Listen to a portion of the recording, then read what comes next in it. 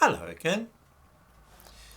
I wonder if anybody else has been listening to the awful Nadine Dorries in recent days.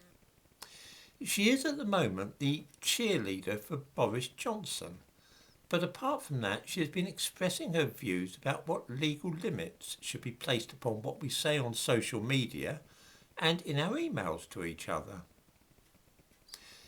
Yesterday, she said something which should sound alarm bells ringing for all of us who value free speech. As viewers perhaps know, in some European countries it is illegal to deny that the Holocaust took place or was as extensive as most historians say it was. British historian David Irving was in 2006 sent to prison in Austria for 3 years for this very thing, that is to say, denying the Holocaust. Now, I think people who deny the Holocaust are ill-informed or malicious, but that doesn't mean that they should not be able to make the claim. I think too that however distasteful it might be, anybody that wished to make jokes about the subject should be free to do so. We have a remedy in that we can tell such people what we think of them, or if they appear on the television or internet, we can stop listening to them. This seems to me to be quite sufficient. Nobody is compelled to listen to or watch fools on their laptops or mobile telephones. Some people think that I'm a malicious fool, and they too have the freedom to look elsewhere if they dislike what I say.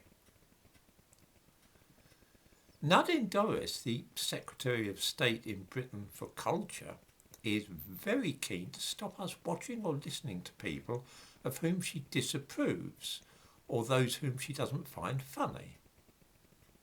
She is, in short, a frightful busybody in the mould of the late Mary Whitehouse. At the moment she is guiding through Parliament a bill of which she is very proud called the Duty of Care Bill, which will make it an offence to send false information by email or social media.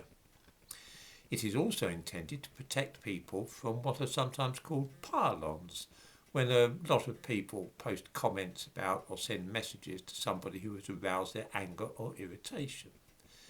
This in itself is dangerous enough for free speech because companies like YouTube, Facebook and Twitter will be expected to remove material which contravenes the new law without waiting for anybody to complain about it.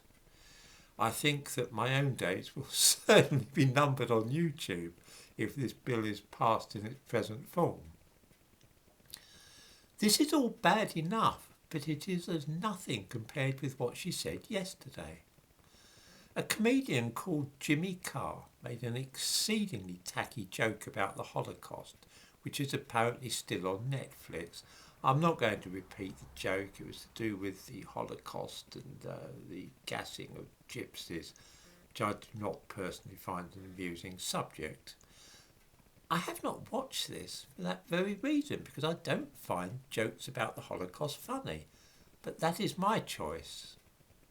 I have no desire at all to stop anybody else from watching jokes on Netflix about any subject. Why should I?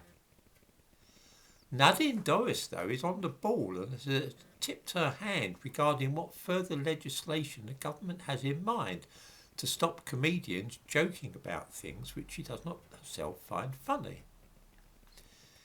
In the description to this video, I give a link to the BBC report on this matter, and chilling reading it makes too. Dorries says that jokes like the one that Jimmy Carr made are abhorrent and they just shouldn't be on television. She spoke to the BBC about this, and let me quote from their website. You can read this in the link I give. Ms Dorries suggested the government could legislate to stop comedy people find offensive being shown on streaming platforms. We're already looking at future legislation to bring into scope these sorts of comments, she told the BBC. These sorts of comments. She means jokes about gypsies and the Holocaust. What do viewers think? are they the only kinds of jokes which this future legislation would cover? Anybody think that tasteless jokes about black people might be covered? What about disabled people? Who will decide what people find offensive? Can you see what it is yet? Whoops, the Rolf Harris joke. I hope that this future legislation won't cover jokes about paedophilia. Now let me read from yesterday's newspaper about an aspect of the Duty of Care Bill, which is, as I say, working its way through Parliament. Anyone convicted of the offence of sending false communications, such as fake cures for COVID, will face a maximum year's jail, although courts will be required to show the perpetrators knew it was untrue when they sent it. Would denying the Holocaust count as false information? Sure it would, especially if it causes offence to people. We in this country are now moving along an extremely serious and undesirable trajectory which will end in censorship and people being sent to prison for making the wrong jokes or sending the wrong information via the internet. For those who don't like what they see on Netflix, Facebook, YouTube and so on, I have a simple and old-fashioned remedy. Don't watch it. Just switch off your computer or telephone. There, problem solved. From time to time I have enough of the online world and then I switch off my laptop and go for a walk. I don't require the police to chase after the people who say things which I find offensive or I think are wrong. Let me end by quoting the words of the Secretary of State for Culture once more. Miss Dorries suggested that the government could legislate to stop comedy people find offensive being shown on streaming platforms. We are already looking at future legislation to bring into scope those sorts of comments, she told the BBC. And right there is the danger, unless we all find the same kind of comedy offensive. In Soviet Russia, jokes about the Politburo were considered offensive, and this is the direction in which this government is now taking us. I guarantee that Holocaust denial is going to end up on the statute book unless this present administration falls soon.